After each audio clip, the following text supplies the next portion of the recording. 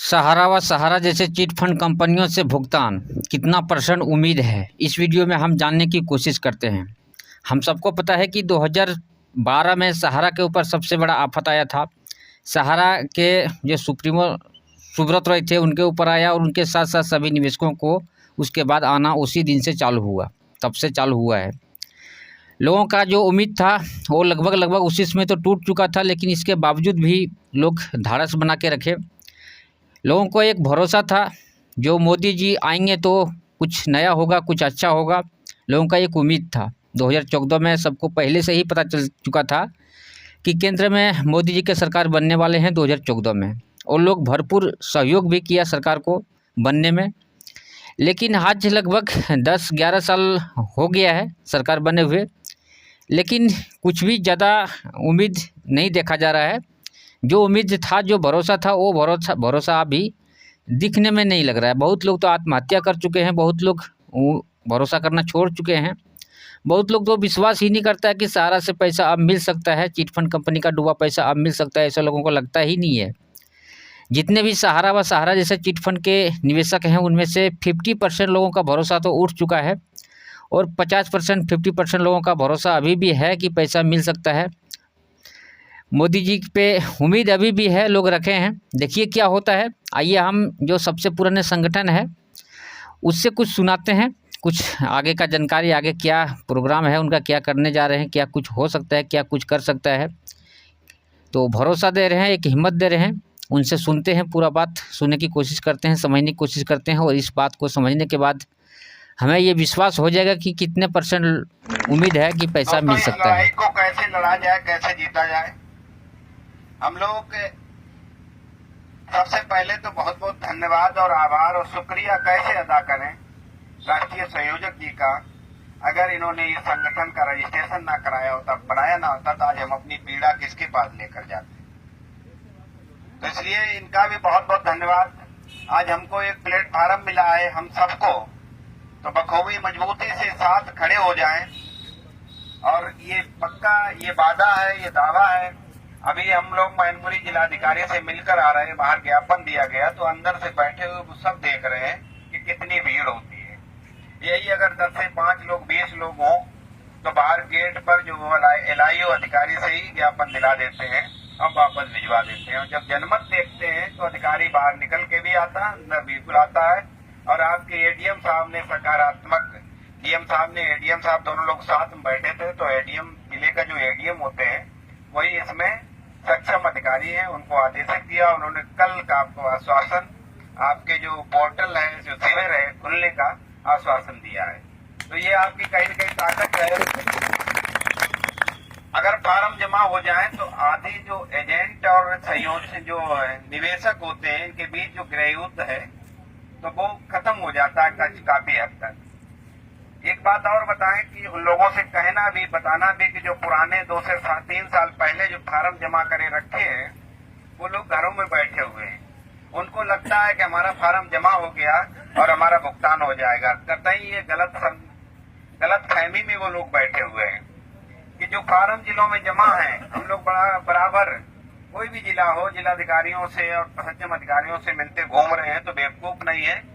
जो पुराने फार्म है वो लोग भी सुन लें कि आपको पुनः लड़ाई लड़नी पड़ेगी। आपके जो फार्म थे वो कूड़े कबाड़ की तरह जमा है, क्योंकि अभी 1 जुलाई 2024 को एक और भारतीय न्याय संहिता हमारे देश में जो कानून है उनमें अपडेट हुआ। पहले भारतीय दंड संहिता थी, अब भारतीय न्याय संहिता है। उसके अधीन डॉक्यूमेंट भी चेंज हुए हैं, समय भी क्राइटेरिया चेंज हुई है। वर्षेप 2019 का जो कानून है 180 दिन का था, लेकिन भारतीय न्याय संहिता के अधीन 60 दिन में भी आपको भुगतान की गारंटी का प्रावधान है। तो जो नए शिविर लगेंगे उनमें जो पुराने फार्म है वो लोग भी अपने फार्म को फीड कराएं। जिनके पास रिसीविंग है वो लोग भी घर में ना बैठे, जिनके पास रिसीविंग नहीं है उनको तो साथ में आना ही आना है, उनको साथ में लड़ना ही लड़ना है। जितनी आपकी लड़ाई उतनी उनकी है।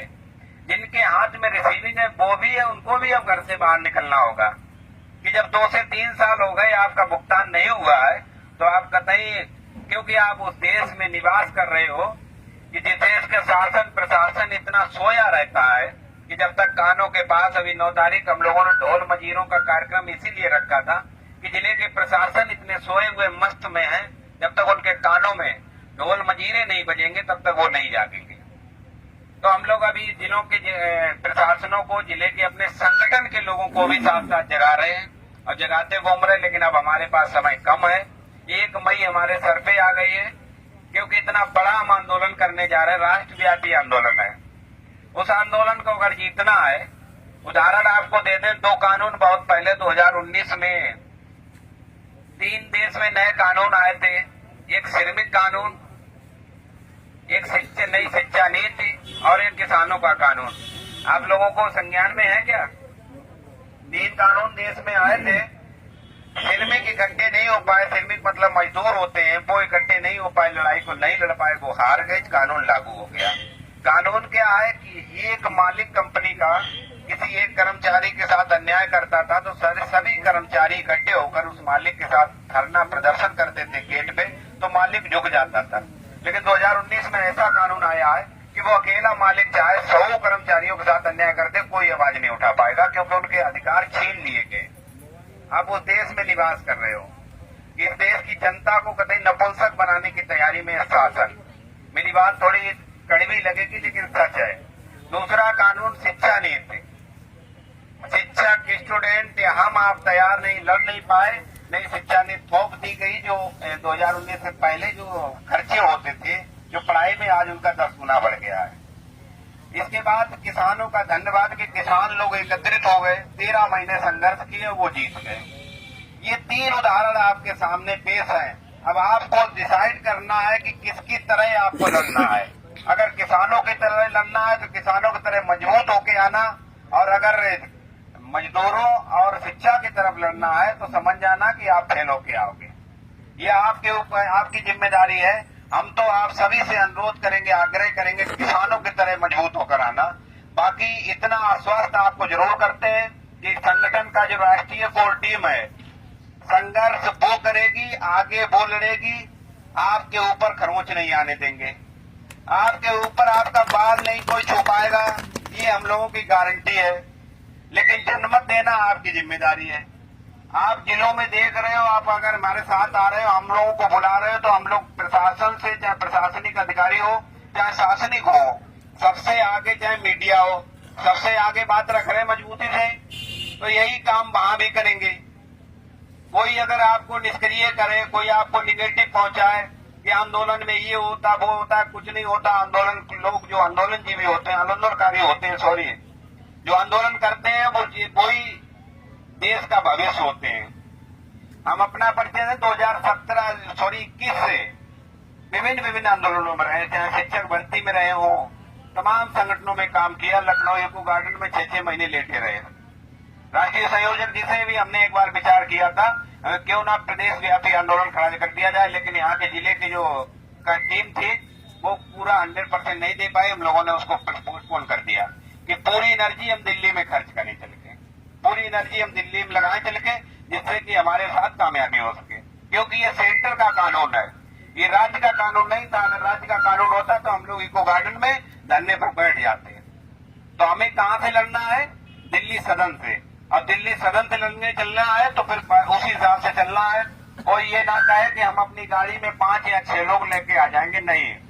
हम लोग कंपनियों की मीटिंग कराते थे, एलआईसी के लोग बहुत अच्छे जानते होंगे, बहुत टिकटें खरीदते थे। किसी होटल में मीटिंग हो रही, जबरदस्ती भी टिकट दी जाते थे। जो लोग आपके सीनियर थे, जो लोग आपको टिकटें देते थे, उनका कॉलर पकड़ के घसीटो कि जितनी हमको टिकट देते थे उतनी संख्या आप भी करो, हम भी कर रहे, और दिल्ली चलिए। गाड़ी, छोटी गाड़ी के बजाय उन्हीं चंदा को इकट्ठा करके बस करिए, बड़ी गाड़ियां कर लीजिए, जिससे कि सुविधा रहेगी। आने जाने में अपना कोई सामान लाना है वो भी रख लोगे। हम लोगों ने 1 मई से 21 मई का टारगेट है, 21 दिन का। जिसकी जितनी क्षमता होगी उतने दिन वो बैठेगा हमारे साथ। लेकिन हम लोग आपके लिए 21 दिन बैठेंगे। और अगर आपने पहले 21 को ही, 1 तारीख को ही अगर जन्मत दे दिया तो 21 दिन नहीं बैठना पड़ेगा। ये हमारे और आपके सबके ऊपर है। तो इसलिए सभी लोग अपनी अपनी जिम्मेदारी समझे। कोई भी घर में ये भी ना बैठे कि हमारे हिस्से की लड़ाई ये लड़ने जा रहे, ये लड़ने जा रहे, ये जा रहे, या ये पहुंच जाएंगे मेरे हिस्से की लड़ाई लड़ जाएगी। बिल्कुल नहीं लड़ी जाएगी। आज जो लोग नहीं आए वो यही सोच रहे होंगे कि चलो कुछ लोग पहुंच जाएंगे और काम हो जाएगा। तो इसलिए आपको भुगतान चाहिए। दूसरी बात एक और बता दें निवेशकों के लिए कि कोई भी एजेंट को दोषी ना समझे, एजेंट के खिलाफ, एजेंट से लाठी लेकर ना तैयार रहे, क्योंकि हम लोग फिर एजेंट को बचाने के लिए भी तैयार हैं। भाई आज वो एजेंट लड़ रहा है तो उसके साथ आप भी आइए। सरकार की वो स्कीमें थी, सुकन्या आयुष्मान एजुकेशन जैसी स्कीमें थी जिसमें हर व्यक्ति भरोसा कर रहा था।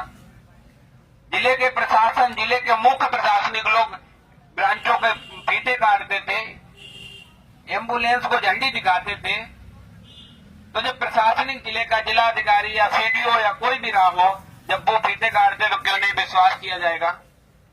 एटीएम लगा रहे, एटीएम में कोई भी मशीन है, कोई किसी भी बैंक का एटीएम लगाकर पैसा निकाल रहे हो तो कहीं न कहीं तो रिलेशन है भाई।